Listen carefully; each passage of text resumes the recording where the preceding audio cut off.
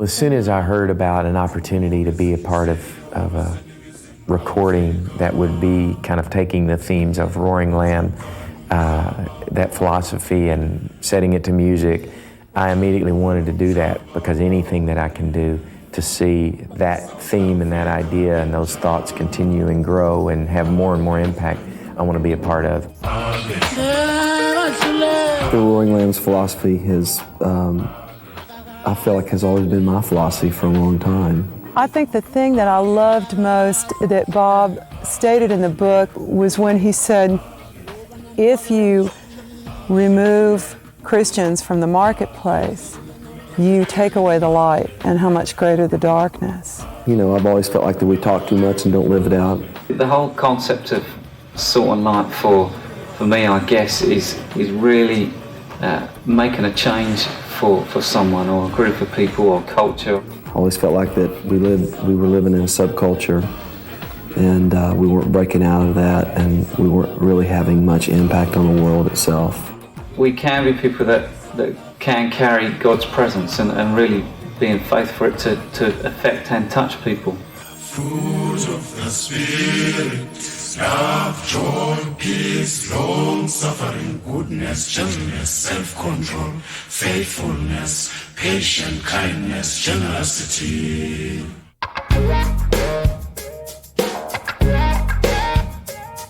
Salt and light, salt and light. Steve heard the song, and he called me and said, what would you think about maybe doing a duet? And I said, well, did you have somebody specific in mind? And he said, no, you can choose anybody you like. And it was actually Kenny who said, you know, I would love for you to do a duet with Michael. If there's anybody in this world I'm going to sing a duet with, it's going to be Ashley Cleveland.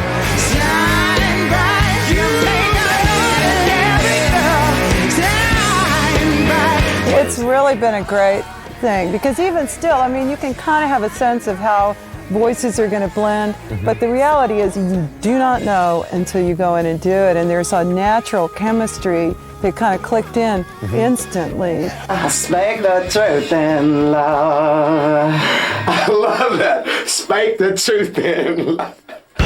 Control, moderate plastic. I think that's been a big struggle of 20th century Christianity, is just to apply, you know, the Bible and who Christ was to our world around us. God has definitely been gracious by giving us people that we can look at and know what we're doing is right, you know, the ways that we can get out into culture. We kind of started out, we had a small, maybe a really small idea of what the vision or the purpose of the band would be, and I think Roaring Lambs sort of helped kind of complete that vision for us. Last time I talked to Bob, I was in London, and Sixpence None the Richer was getting ready to go on England's biggest music show, Top of the Pops.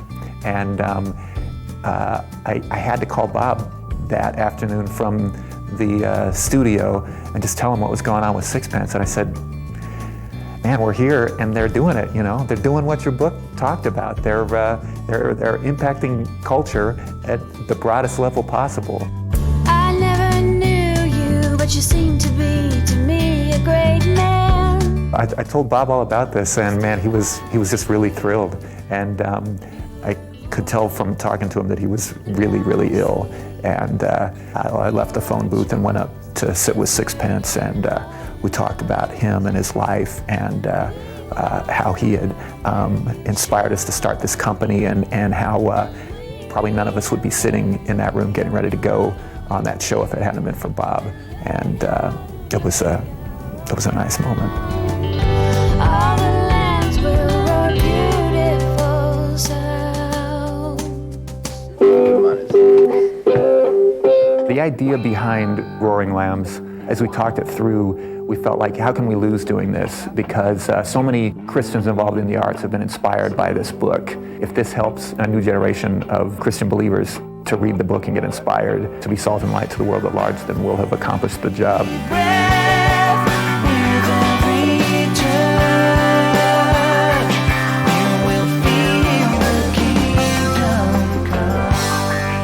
Choosing artists for the project was tricky, actually, and we'll end up with just a handful of artists that probably would be qualified to be on the album.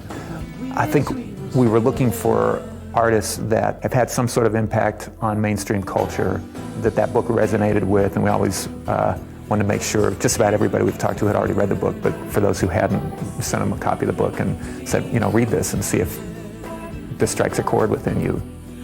To some degree, a number of those artists Bob touched, not just through his writing, but through his friendship as well. Michael Smith and Stephen Curtis Chapman, he knew both of them really well, and the thought of them being on the project really made him happy.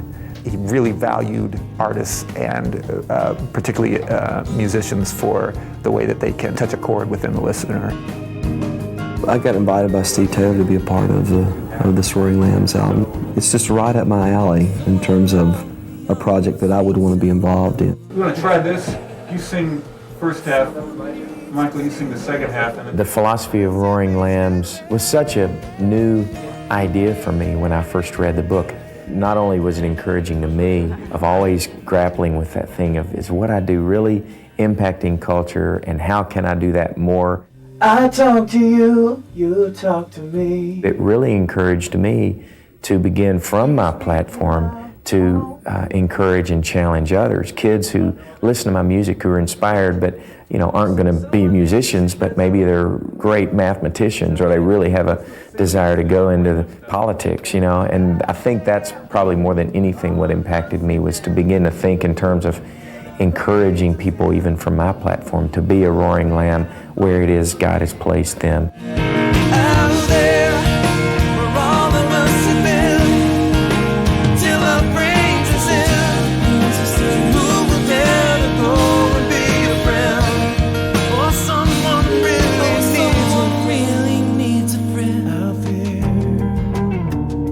We need people in every sphere of society to have an influence and get our hands dirty and become politicians and writers and and teachers and people that are just going to get right in there and start changing culture.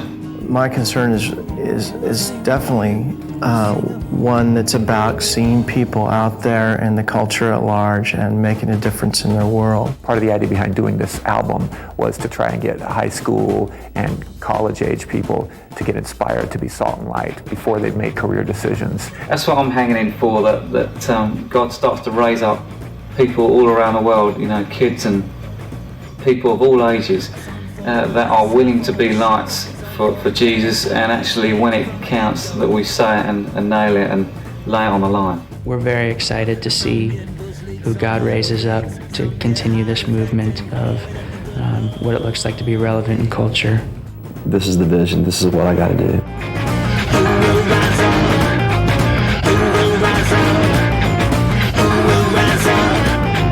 Who will rise up?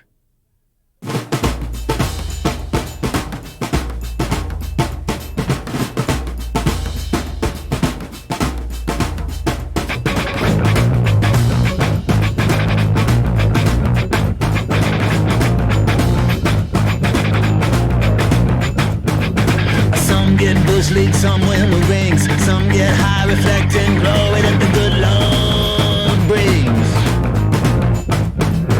Get your best in handicaps, shortstops here to mind the gaps. Lord, who will rise up when that number's retire?